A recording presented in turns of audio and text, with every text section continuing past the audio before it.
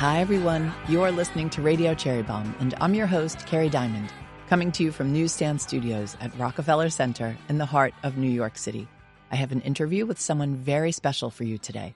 It's Robin McBride, co-founder of McBride Sisters, the largest Black-owned and the largest all-women-founded wine company in the United States.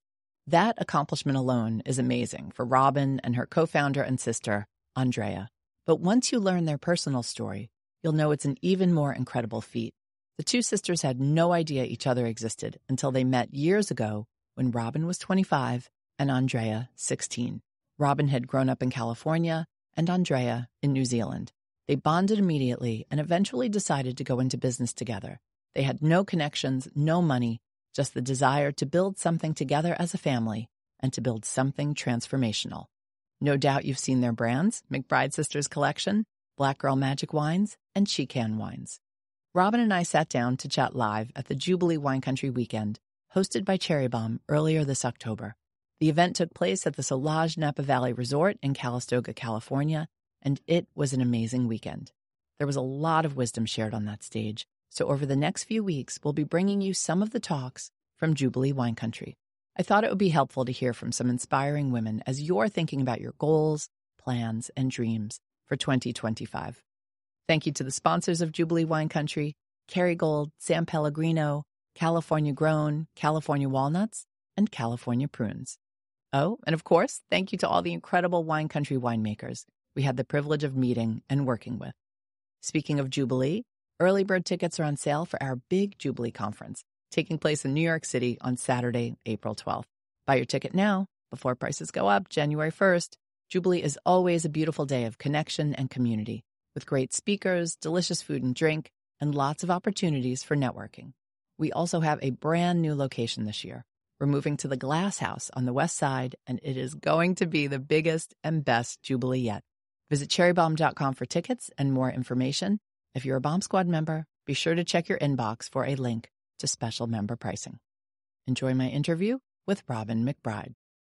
It is such an honor to have you here, and I have been a fan from afar for a long time of what you've built. And Oh, well, thank you. I'm super excited to be here. I've been on a crazy journey around the country lately, and I'm so glad that it worked out timing-wise. And, of course, I'm a fan. So it's a pinch me moment. You have been on a busy journey, you said, but I feel like your life has been an incredible journey. You and your sister, Andrea McBride John, have one of the most remarkable origin stories I've ever heard. You two were only children, and you didn't know each other existed. You grew up here in California, and your sister grew up literally a world away in New Zealand. I wanted to know what changed in you when you found out you had a sister. Oh, that's an interesting question. Everything. For those who don't know the story, we're half sisters, so we have the same father, and we have two different mothers. My sister's mother is originally from New Zealand, so she grew up in New Zealand.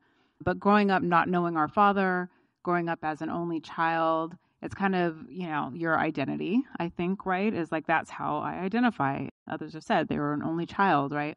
When I found out that I had a sister, suddenly it sort of changed my whole identity. When I was able to meet her, which was about a day or so later from when I found out that I had a sister, I was 25 at the time. So I was a full-grown adult, fully formed adult, and she was 16. But getting to meet her and also seeing the resemblance physically really just changed my perspective, being that I'm not alone as a child, in this world. I have a sister, I have a sibling, because neither one of us had any other siblings at all to relate to, and suddenly felt that connection with another human. And, we found out she grew up in New Zealand, I grew up in Monterey, completely different ends of the planet, but both very similar. And of course, that is what initiated our bond that eventually led us to wine. But I didn't feel alone anymore. I didn't feel like no one else understood my experience and the life that I had lived. And then when I met my sister, I had my partner in that. And I have to say, this happened before things like 23andMe, so it is a miracle that it happened. Before Facebook and Google and all of the things. So it was definitely a miracle. And it actually took, I guess, all told, probably 3 or 4 years for our father's family to find both of us. Again, my sister was all the way in New Zealand, but they found her first. And then it took another 3 or so years to find me back here in the States.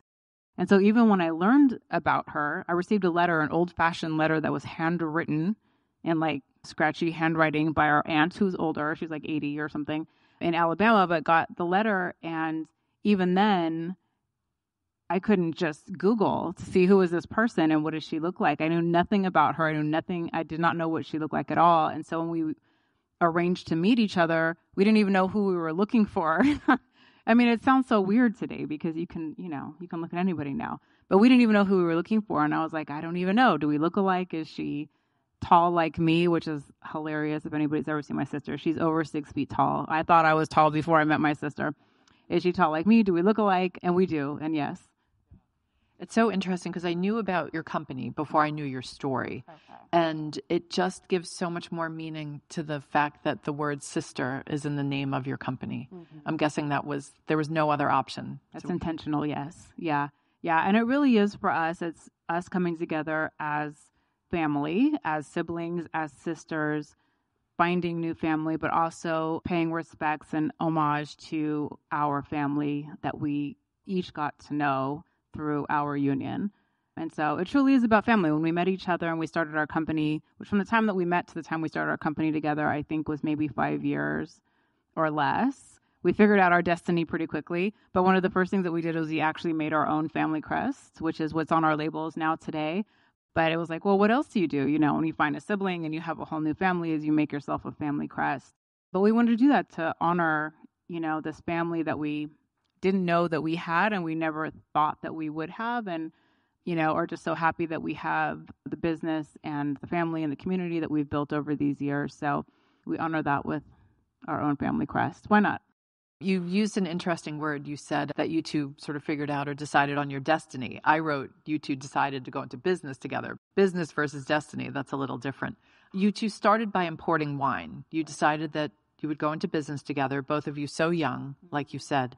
She was... Well, youngish. Youngish. Yeah. For me. Yeah. Well, you said you were 25. She was in college or high school at the time? Well, when we met, she was 16. So she was still in New Zealand. So high school years, they have weird school year numbers. I don't know what that is. Anyway, but high school-ish time. But when we started our business, she came back to California, was at USC, and was in her junior year when we started our first business. But you decided pretty early you wanted to go into wine. I mean, you had no contacts, no history in that world, no connections.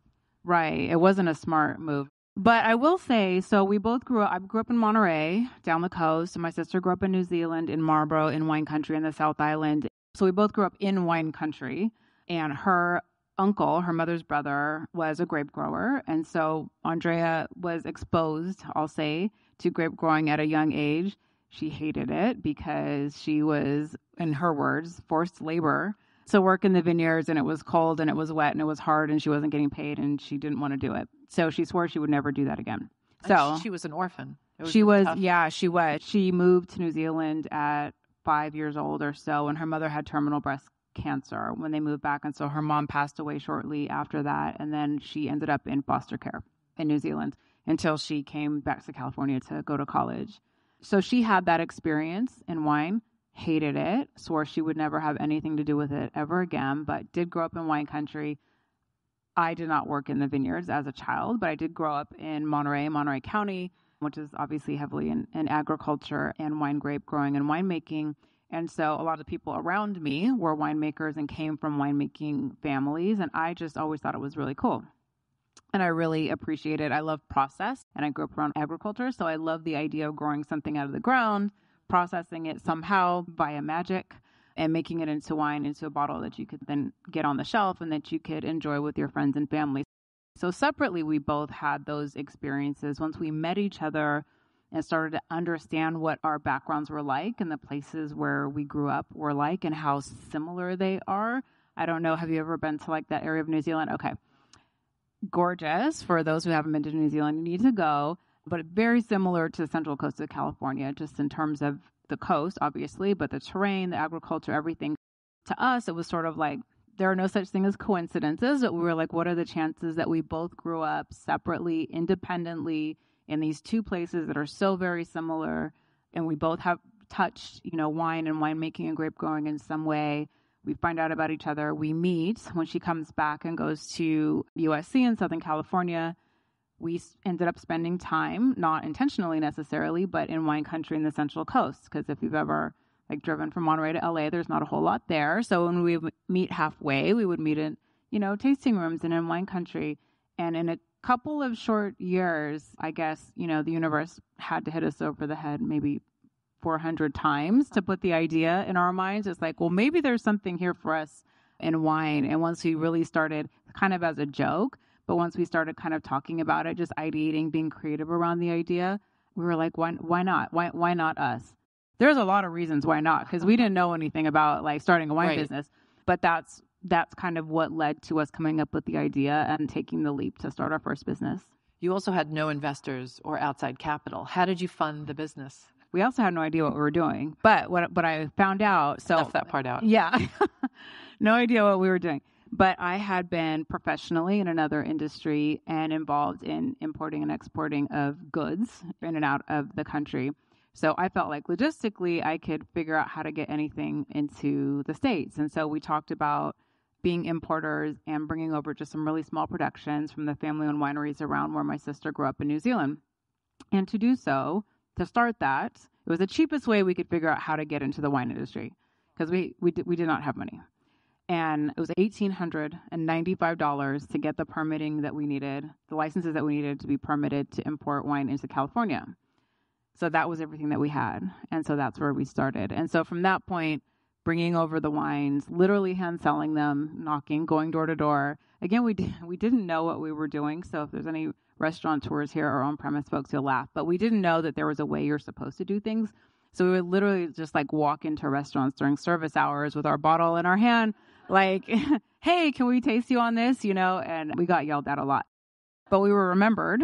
We did learn the ways, but we did start out very naively with very little money. And we learned as we went along. We figured it out as we went. Naivete can be a gift, as a lot of you know. It is a gift, you might not realize it at the time, but when you look back, you know that. You said something very interesting on a podcast called She Pivots. I listen to all your podcasts. Oh, yes. Oh, yeah. Do you? You said you've gone through 5, 6, even 7 different iterations of your business. I thought a lot of us could relate to that. Yeah. We talked about this a little bit with Tanya and knowing when it's time for change and tough decisions. So I was curious, I don't know what you want to call them, pivots, iterations. Yeah. Did those pivots happen naturally, or was it the result of you and Andrea deciding it was time and it was time for change? Well, we pivot when we recognize the need, but the need erupts spontaneously, I think. It's something that we didn't know and couldn't have known probably just how much of a roller coaster it is having a wine company producing wines in 2 different countries, dealing with market conditions and things that are going on. Obviously, nobody knows that we're going to have a pandemic or we're going to have economic collapse like we did 15 years ago or so, or, what's going on right now with the shift in consumers.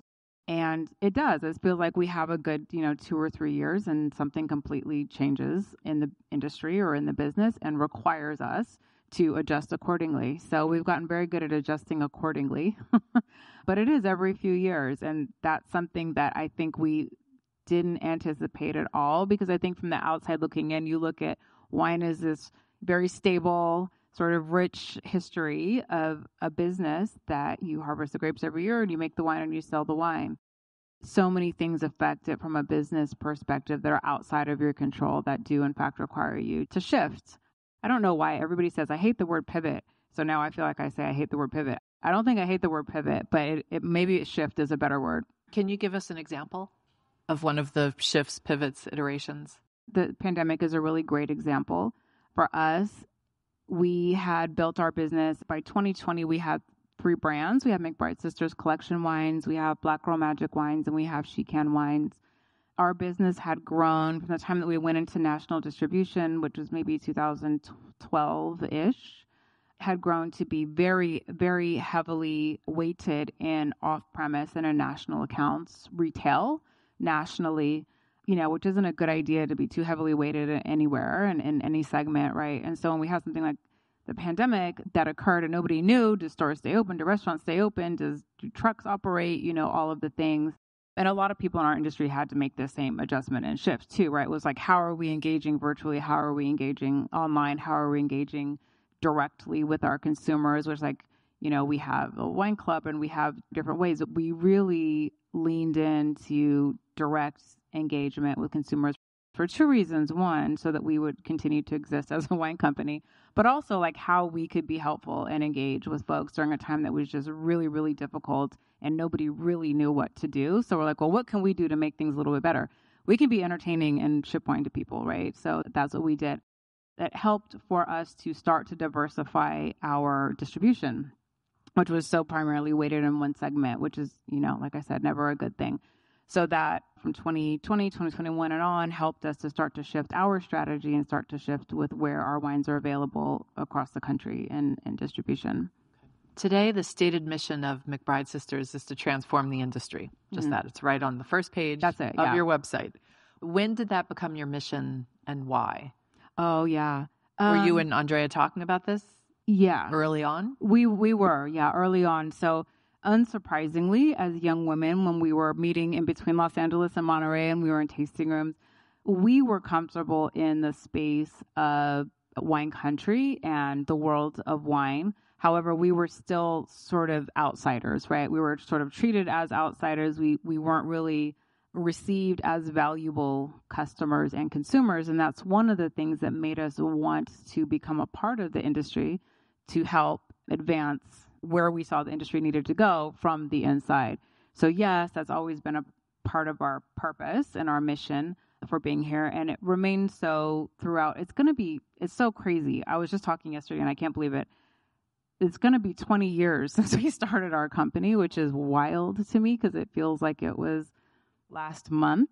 But 20 years ago, what attracted us to the industry, what brought us in, what our mission was, still holds true today. And I think also, the industry today is going through another shift and evolution too, with recognizing who the customer is and who the consumers are and how we engage and interact and recruit new wine drinkers, which is critical now just for the longevity of everybody who wants to, remain sustainably in this space. And that's another shift that we have done. That's why I said youngish when we started.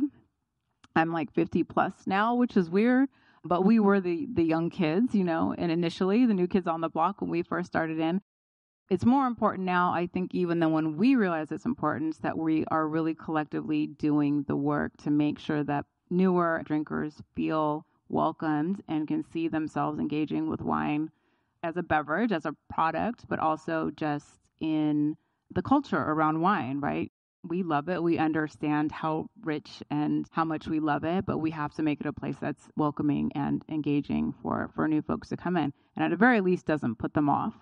That's one of the things that we've done too. I have a partner here, a founder, Jess Drewy, who's a Gen Z founder of Whiny Baby Wines, which is a brand that's new to market that me and my sister collaborated with her on in a joint venture to bring her brand, which she started during the pandemic, to international distribution and help to give her the platform as well to tell her story as being a Gen Z founder who loves wine and wants to bring more people from her generation and demographic into wine. She's very different than the McBride sisters, of course, but we all understand and recognize the importance of the work that she's doing as well to help bring wine into a new generation. And that's WHINY. Whiny. Yes, if Whiny. you want to look it up later. Because she says that Gen Z, right, is known as the whiniest generation. Another way you are bringing your mission, making it happen, is through the She Can Fund. Mm-hmm. And I know you're very proud of that. Can you tell us about that? Yeah, absolutely. So we started the McBride Sisters She Can Professional Development Fund when we created our wines in can called She Can. I laugh because but they're called She Can. And we launched that in 2019. We launched the fund along with it. And up to that point, me and my sister, we're always very available to any women and young people in the industry who want to ask us questions or kind of have unofficial mentorships with. But we're getting a little short on time. So we thought it would be better if we created something organized where we could connect with and provide assistance to women, initially women in wine and spirits. That's with scholarships, mentorships, grants, and technical services. It has been one of the things that definitely fuels us to this day, but we recognize the importance and the need for the industry and also for women in adjacent fields. So we've expanded over the years from specifically women who are already in wine and spirits to women in hospitality. We also did grants for Black women entrepreneurs. we kind of assess what's going on in the world and then figure out what the focus of the fund is going to be that year. But I think now we have somewhere around 3,000 plus women who have been engaged with the fund in some way, either through grant scholarships or mentorships. And we have great partners like Meta and financial institutions who help fund the efforts. It's become, this growing, robust community of women. That's fantastic. How can folks learn more about it? She Can Fund. Well, on our website, we have McBrideSisters.com, but we have shecanfund.org. And we open up scholarships on every year, or we announce every year on International Women's Day on March 8th what the focus is going to be for the year and when we're going to open up applications for grants or scholarships. And then we take it from there. Mark your calendars and help spread the word. Yeah. I know you are very excited about this project, but M Ranch Estate, some of you will know what that is in this room. So yeah, M Ranch. So for all of these years, we've kind of been a winery without a home, right? We started importing wines from New Zealand. The first wines that we made were also in New Zealand, but with a partner winery in New Zealand. We started making wines in the Central Coast of California. And so last year we purchased a small property in Carneros in Napa.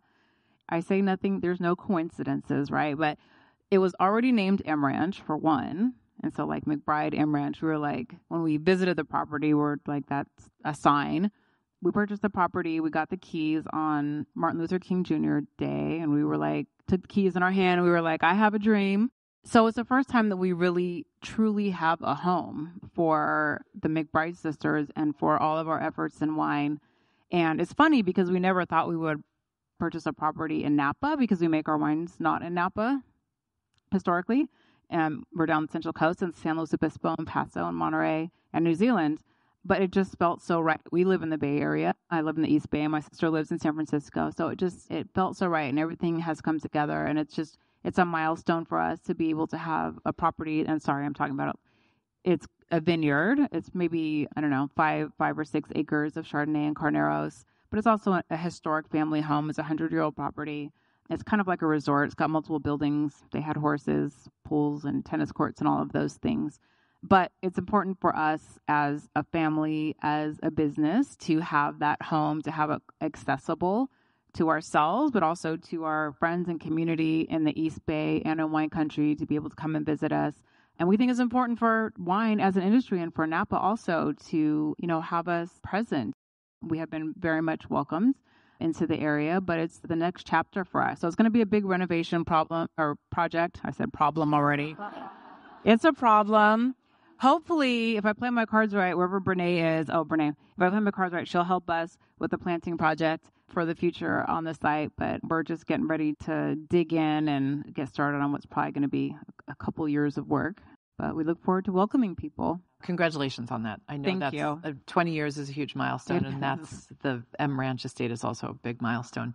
For those of you who are here for the first session, you might have heard Jen Pelka from Unfem Wines talk about setting goals. And I was curious, a big goal of yours. Maybe wine in the White House like Jen? Are you working on that? Yeah, I would love that as well. You two could partner on that. We can hold hands and make that happen. Yeah, I think for us, kind of our next set of goals is really to go global, to become more global. It was an initiative and a strategy of ours prior to the pandemic to expand our distribution outside of the U.S., and then the pandemic happened, and then we spent the next 3 years trying to make enough wine to provide, domestically. And so now we are back to having our eyes set on what other places may be good markets, for Olive or one of our brands. And so we've just started exporting a little bit to Canada, to the Caribbean islands. Just came back from a trip to the continent, to Nigeria, looking at some African exports. But I think that's kind of the next frontier for us. We've done all of the work here in the States, and we want to bring these wines and this message across the world. That's all, just global domination, nothing big. I have no doubt you're going to get there. So, okay, my last question for you, same as with Tanya. Tanya, your motto or your mantra, where's Tanya? Was it grace and ease? Mm-hmm. So Tanya's were grace and ease. What is a motto or mantra that gets you through the day? That's a good one, Tanya. I don't know that I have a mantra necessarily, but I think for myself, I constantly am reminding myself of perspective.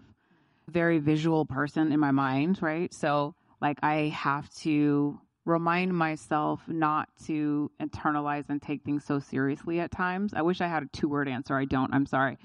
Remembering that we are on literally a, rock hurling through space that's chasing a fiery ball of gas, to put things in perspective, because, and I think particularly as women in business, mothers, we put so much pressure on ourselves unnecessarily, and it doesn't do us any good, right? So it's like when I start really feeling all of the pressure, I start having a difficult time with something, it really helps me just to put things in perspective. Like, we're flinging through the universe at the moment. I'm sure I can figure out how to, I'm double booked at 11 o'clock. I'm sure I can figure that out. It'll be fine, and for me personally, that really helps me out. But I think it's a good message for all of us to share with each other too, is, to alleviate some of the self-imposed pressure that we put on ourselves, and have some faith that if we're working in the right direction, we will figure it out and everything will be fine. So think about the universe and take a breath. Yes. Well, Robin, thank you so much. It's been an honor getting to know you better. That's it for today's show. I would love for you to subscribe to Radio Cherry Bombe on Apple Podcasts or Spotify, and leave a rating and a review. Anyone you want to hear on an upcoming episode? Let me know. Our theme song is by the band Tra La La. Joseph Hazen is the studio engineer for Newsstand Studios. Our producers are Catherine Baker and Jenna Sadu, and our editorial coordinator is Sophie Kais. Thanks for listening, everybody. You're the bomb.